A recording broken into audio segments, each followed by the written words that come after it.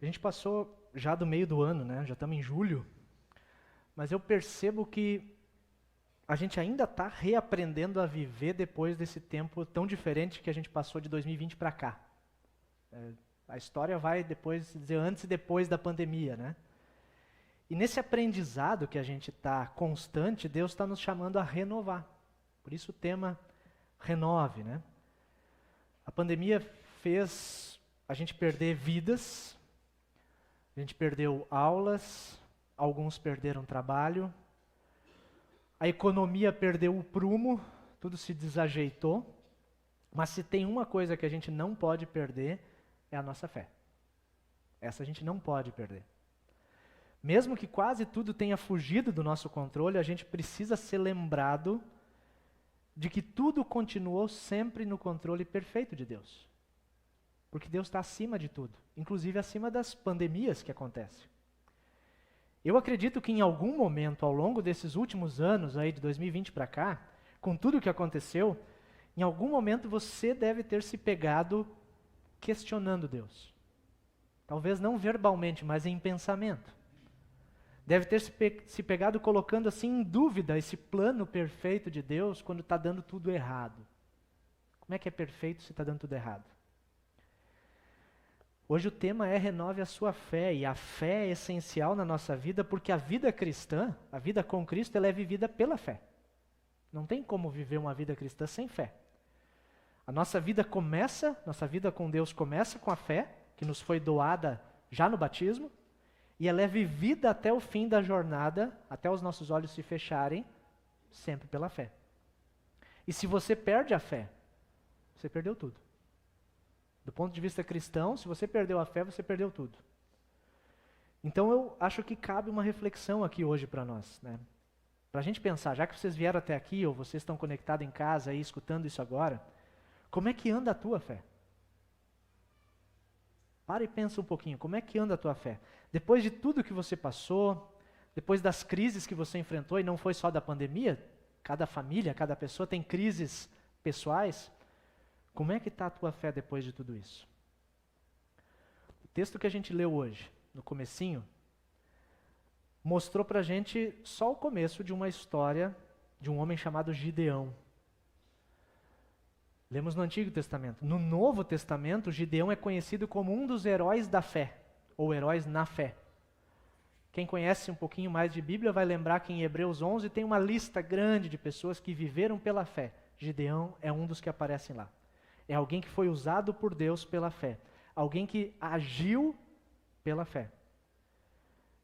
Em Hebreus 11, Gideão está na lista das pessoas que viveram grandes coisas pela fé, mediante a fé.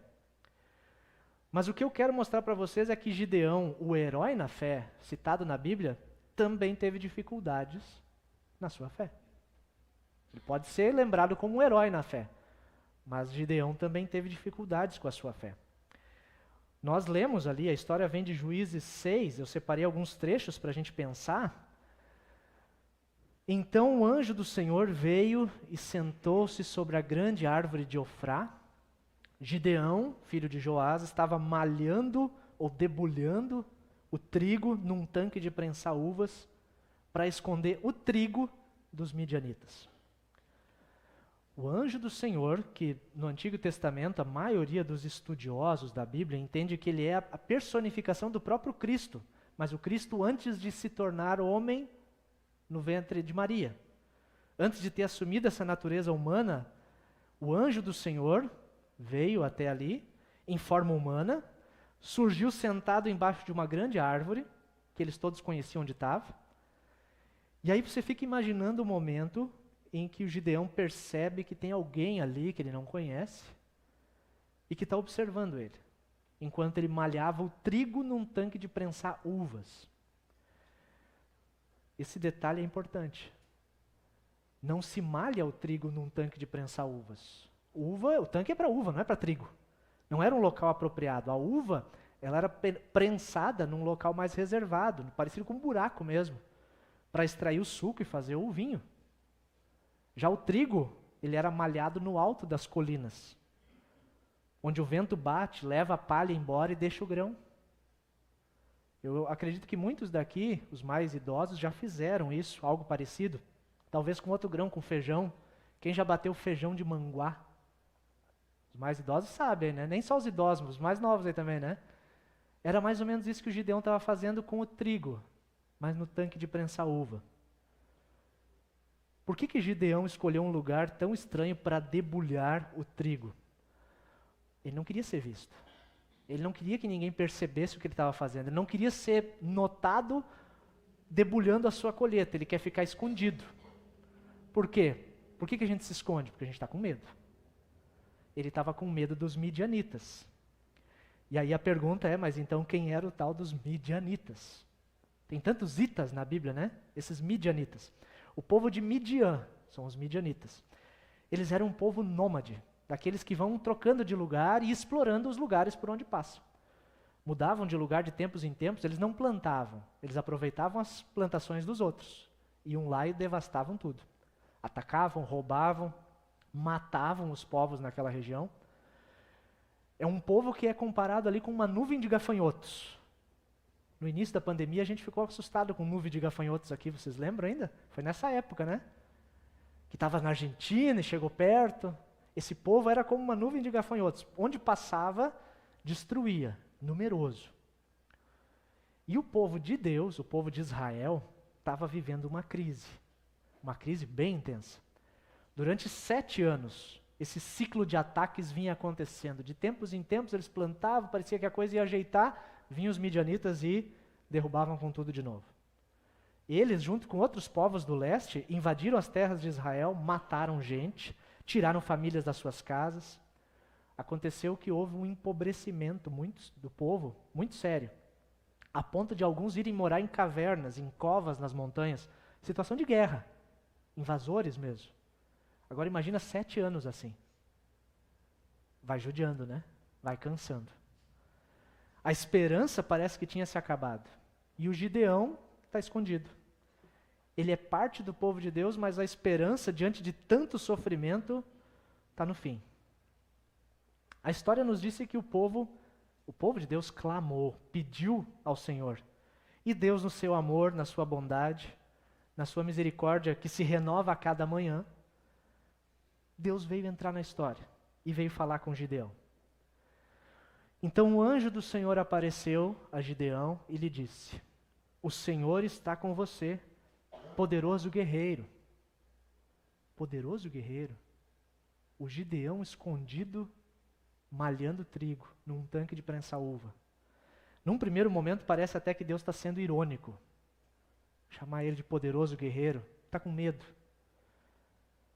Conhecendo o contexto, parece até que Deus está zoando o Gideão, né? Diante dessa situação, essa crise toda, agora me chamar de poderoso guerreiro. Ele não é poderoso. O Gideão está com medo. Ele está sem coragem, ele está se escondendo para guardar o pouco de trigo que ele conseguiu colher, para sustentar ele e sua família. Mas Deus está convidando o Gideão para um relacionamento. Deus quer conversar com Gideão. Deus tem algo para Gideão. Eu estou com você, ele diz. E por isso você é um poderoso guerreiro. O Senhor está com você. Deus está propondo uma parceria para vencer as dificuldades. E muitas vezes a gente pede que Deus faça algo para nos livrar do sofrimento. Vocês não pedem muitas vezes que Deus nos livre? Deus faz algo para me livrar desse sofrimento. E muitas vezes também, em vez de nos livrar, o que Deus faz é nos capacitar e nos fortalecer e nos dar ferramentas, nos dar forças para enfrentar e vencer o sofrimento. Mas Ele não tira. Deus está dizendo: Gideão, eu quero que você vá e faça o que eu mandar. É isso que Deus está dizendo para Gideão. E qual é a resposta de Gideão? O que Gideão respondeu?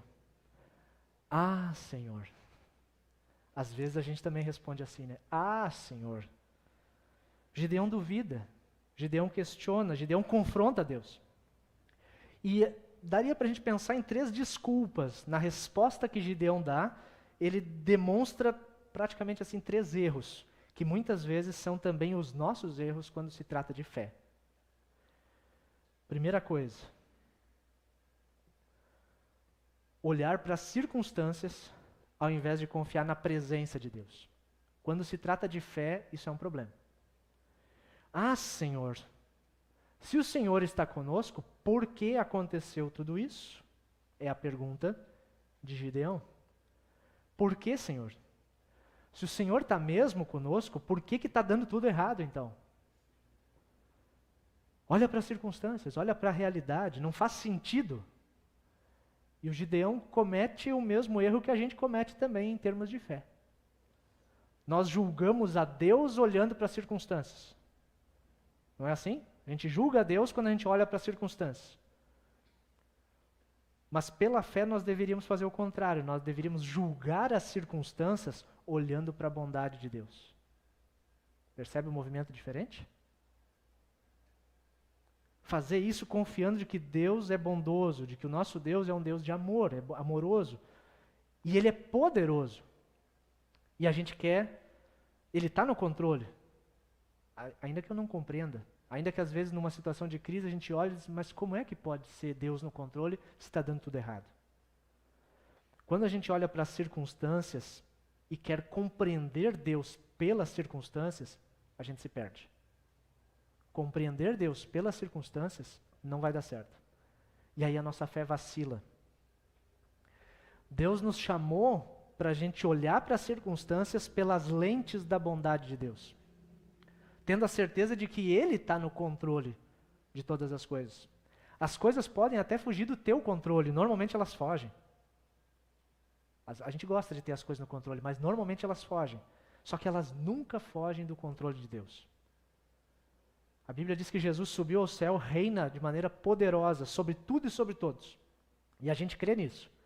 E mesmo que a minha mente limitada não compreenda, não entenda, eu continuo confiando naquela promessa bíblica de que todas as coisas cooperam, trabalham juntas para o bem daqueles que amam a Deus. Ainda que a gente não entenda o como é que essas coisas trabalham juntas. Você não vai conseguir compreender Deus. Eu digo isso para os confirmandos e dá nó na cabeça deles, né? Porque eles querem saber como é que Deus é. Você não vai compreender, você vai aceitar. A Isabelle está rindo porque ela já fez essa pergunta mais vezes, né, Isabelle? Você pode crer em Deus. Compreender, não. Deus diz, os meus pensamentos não são os vossos pensamentos. Nós somos criaturas, Ele é o Criador. Você pode crer em Deus, e isso a Bíblia chama de fé. Crer em Deus. E Gideão não entendeu isso. E Gideão está questionando Deus. No versículo 13 ainda, segunda parte, mas agora o Senhor nos abandonou e nos entregou nas mãos de Midian. De quem é a culpa aqui? Foi o Senhor. Foi Ele que nos abandonou. O Gideão, na perspectiva dele, ele não consegue perceber que não foi Deus quem abandonou o povo. Mas primeiro o povo tinha abandonado a Deus. Vocês lembram do que a gente leu no primeiro versículo? Por isso eu deixei o primeiro versículo hoje, para que a gente soubesse disso. De novo os israelitas fizeram o que o Senhor reprova. Esse de novo, o livro de Juízes tem sempre esse ciclo. Deus intervém, eles ficam bem, daqui a pouco eles abandonam e as coisas ficam ruins, e eles clamam a Deus e Deus intervém. Isso é um ciclo, e a nossa vida é assim, né? As crises vêm, e a gente clama, e as coisas se resolvem, e daqui a pouco a gente resolve fazer as coisas do nosso jeito, esquece Deus, e aí quando a gente faz do nosso jeito nada dá certo, e a gente clama de novo, e assim é. O ciclo de Juízes é o ciclo da nossa vida também. A gente muitas vezes não consegue entender por quê, porque a gente olha da nossa perspectiva, e nada faz sentido. E pela fé o Senhor Deus está nos convidando a olhar pelos seus olhos, perceber a sua presença, mesmo no meio das dificuldades. Deus ouviu a primeira desculpa de Gideão, mas Deus continuou dizendo, Deus tem uma paciência, um amor. O Senhor se voltou para ele e disse, Gideão, com a força que você tem, vá libertar Israel das mãos de Midian. Não sou eu quem está enviando você? Deus está dizendo, Gideão, vocês pediram ajuda. Agora chegou a hora de agir. Eu estou te enviando. Sou eu, o teu Deus, quem está falando. Sou eu que estou te mandando. Mas Gideão comete um segundo erro, que a gente seguidamente também se pega cometendo. É esse aqui. Ele se esconde na sua capacidade ao invés de confiar no poder de Deus. Ele se esconde na sua capacidade ao invés de confiar no poder de Deus. De novo ele diz, Senhor, né? Como posso libertar Israel? O meu clã é o menos importante de Manassés, eu sou o menor da minha família. Gideão está dizendo, Deus, a tua ideia não é boa, não vai dar. Como é que eu vou fazer isso? Eu sou o menos importante, eu sou o menor. Gideão não era um cara de influência. Eu imagino que se ele chamasse o povo da região dele para ir lutar contra os midianitas, ele ia ficar sozinho, ninguém ia querer ir com ele. Eu não tenho capacidade. E a gente não percebe que não se trata da nossa capacidade. Não se trata da nossa inteligência. Não se trata do nosso potencial. Mas se trata sempre do que Deus pode fazer em nós. Do que Deus pode fazer por meio de nós. Não é sobre quem nós somos a história. É sobre quem Deus é. Nós precisamos entender isso e Gideão também precisa. E Deus diz para Gideão, reforça mais uma vez, eu estarei com você, respondeu o Senhor. E você derrotará todos os midianitas, todos eles, a nuvem de gafanhotos, como se fosse um homem só. Eu estarei com você. Sou eu, o teu Deus, quem vai transformar essa situação difícil que vocês estão vivendo numa grande bênção. Mas ainda, Gideão, a fé não funcionou ainda. E aí entra um terceiro problema. Gideão busca por sinais ao invés de confiar na palavra de Deus. Gideão diz, mas se de fato eu posso contar com o teu favor, então me dá um sinal de que és tu que estás falando comigo. O Gideão estava cheio de desculpa. Ele não estava querendo ir. E agora ele ainda duvida de Deus. Será que é Deus mesmo que está falando comigo? Será que eu não estou enganado? Ele quer uma prova. Deus, prova para mim. Deus, me dá um sinal. Às vezes a gente também diz isso para Deus. Deus, me mostra. Me dá um sinal de que é isso mesmo. Essa busca por provas, ela mostra uma fé vacilante, uma fé frágil. Porque a fé, diz a Bíblia, é a certeza daquilo que eu não enxergo. E eu quero uma prova. O Gideão não confiou na palavra de Deus, ele queria sinais. Ele queria algo que os seus olhos pudessem ver. E a gente também pede por sinais. E olha que, talvez o Gideão tenha um ponto a seu favor, porque ele estava ainda no Antigo Testamento, sem a Bíblia completa, como a gente tem hoje. Ele talvez conhecia as histórias de ouvir falar. Tanto que ele diz que os antepassados diziam, o povo, o Deus é um Deus maravilhoso, tirou a gente do Egito. Ele até questiona, onde é que está esse Deus? Porque eu só estou vendo desgraça na minha vida. Mas a nossa situação, do ponto de vista de revelação de Deus, ela é até privilegiada. A gente tem uma Bíblia todinha, 66 livros, escritos, traduzidos, impresso, digital, falado, anunciado.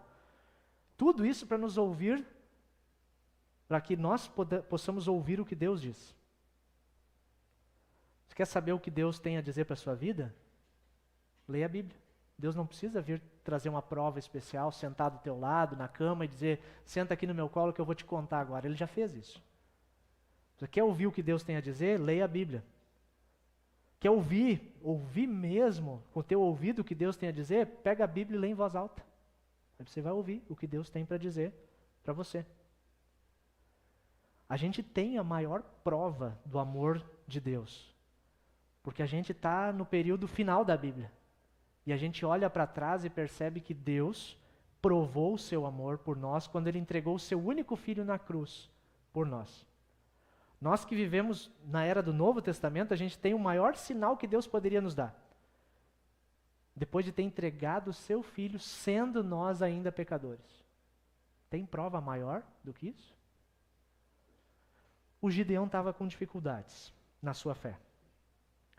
E a gente também enfrenta dificuldades na nossa fé. A gente muitas vezes até nem sabe direito o que é fé. Que fé é uma palavra muito pequena, mas muito ampla.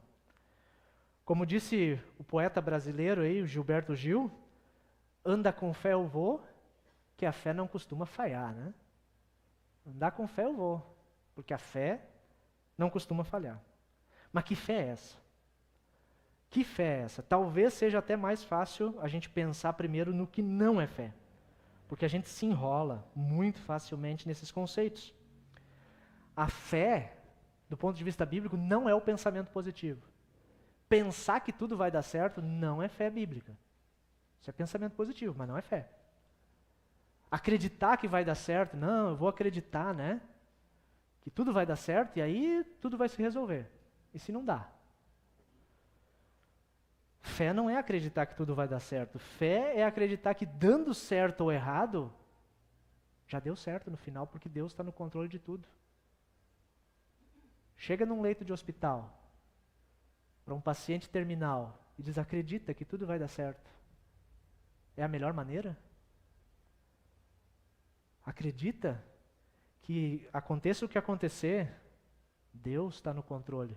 E Ele mandou o seu Filho para morrer no teu lugar e te dar o presente da vida eterna. No fim das contas vai dar certo. Não do meu jeito, mas do jeito de Deus. Alguns imaginam que fé é visualizar o livramento, né? Você precisa fechar os olhos e mentalizar, visualizar aquela situação perfeita e daí todo o universo vai se atrair ao seu redor e vai mudar as coisas. Isso também não é fé. Ou declarar, né? Determinar algo. Eu já ouvi muita oração de TV dizendo, eu determino em o nome do Senhor. Isso não é fé. Isso é, de certa forma, até uma imaturidade. Parece aquelas crianças birrentas, que quando querem uma coisa do pai e da mãe, bate o pé e diz, sim, eu quero, eu vou fazer valer no grito. Alguns imaginam ainda que a fé é uma espécie de alavanca que move a mão de Deus. Para Deus se mover a meu favor, eu preciso da fé. E aí, tendo fé, Deus vai fazer tudo o que eu quero. Não vai dar. Isso tudo aí que está na tela não é fé. Mas então, o que é fé? Eu nunca achei descrição melhor do que aquela que está no livro de Hebreus. A fé é a certeza daquilo que esperamos. E a prova, a fé é a prova das coisas que nós não vemos. A fé é essa certeza que você tem no coração e que você nem consegue explicar. Você já tentou explicar para tanta gente, testemunhando a fé, e você percebeu que se enrolou, porque não se explica, não entra aqui. É um presente. Fé é um presente de Deus. Um autor que eu já citei no culto passado, um senhor pregador, o Sproul, fé é crer em Deus e viver por meio de toda a palavra que procede da boca de Deus. Esse é um outro jeito de dizer aquilo que já está em Hebreus. Lembrando também na nossa vida no dia a dia. E a história de Gideão, ela nos mostra que fé é ao mesmo tempo confiança e submissão. Fé é confiança e colocar-se sob o cuidado de Deus, sob a autoridade de Deus. A fé é um presente que nos faz confiar e nos impulsiona para seguir a palavra de Deus. Naquela mesma noite, o Senhor lhe disse, e esse trecho nós não lemos hoje, mas é a continuação da história. Despedace o altar de Baal, Baal era um dos ídolos, que pertence a seu pai, o altar de Baal pertencia ao pai do Gideão, e corte o poste sagrado de Aserá, que está ao lado do altar. Sabe o que Deus manda Gideão fazer para começar a ajeitar as coisas ali naquela região? Deus manda Gideão derrubar os ídolos. Baal e Aserá eram ídolos que Israel foi tolerando, foi passando a incorporar na sua cultura e na sua vida. Quando eles conquistaram a terra prometida, Deus diz para eles, tirem todos os povos daí e joguem fora todos os ídolos, eu sou o Senhor. Só que a Bíblia conta de que eles não fizeram isso. Eles não seguiram o que Deus disse. Eles toleraram, não, mas não vai dar problema, né? E foram convivendo e não chegaram a tirar Deus do lugar. Mas ao lado de Deus, os ídolos, o pai do Gideão tinha um altar ao Deus Baal. Foram pouco a pouco misturando tudo. Sincretismo é o que a gente chama hoje. Mistura de várias crenças. O povo de Israel estava no meio disso também. E para renovar nossa fé, Deus também nos diz para a gente derrubar os ídolos. E no nosso tempo, na maioria das vezes, os ídolos não são feitos de pedra, não são de madeira, nem de gesso, nem de metal. São os ídolos que estão aqui dentro, no nosso coração. Os nossos ídolos da nossa época é aquilo que me move. É aquilo que te faz feliz de verdade, aquilo que te dá sentido na vida. E que não é Deus. Porque Deus quer ser o que te move, Deus quer te dar a verdadeira felicidade, Ele quer dar sentido na vida. Se tem algo diferente que faz tudo isso com você, e não a Deus, pode ter certeza, talvez você vai relutar em dizer isso para você mesmo, mas é um ídolo que está lá dentro. É algo que está tomando o lugar de Deus. E pode ser que assim como em Israel, você nem tenha abandonado a Deus completamente. Talvez assim como eles, muitos formalmente no dia de culto declaram que o Senhor é o único Deus. É o teu Deus na tua vida. A gente diz o credo apostólico todinho de cor. Mas nos outros dias, a vida vai girando em torno de outros deuses que estão escondidos lá no coração. Coisas mais importantes que acabam consumindo talvez todo o teu tempo, toda a tua dedicação, os teus recursos, a tua energia. Os ídolos do coração, eles não são maus, são coisas boas, são coisas que a gente gosta. E a gente vai construindo uma relação tão íntima e tão intensa com essas coisas, com esses ídolos, que Deus pouco a pouco vai perdendo o primeiro lugar no coração. E para renovar a fé, Deus também nos convida a derrubar os ídolos que tem dentro do nosso coração. Mas não deixar o coração vazio. Construir um altar ali dentro. Porque foi isso que Deus mandou Gideão fazer.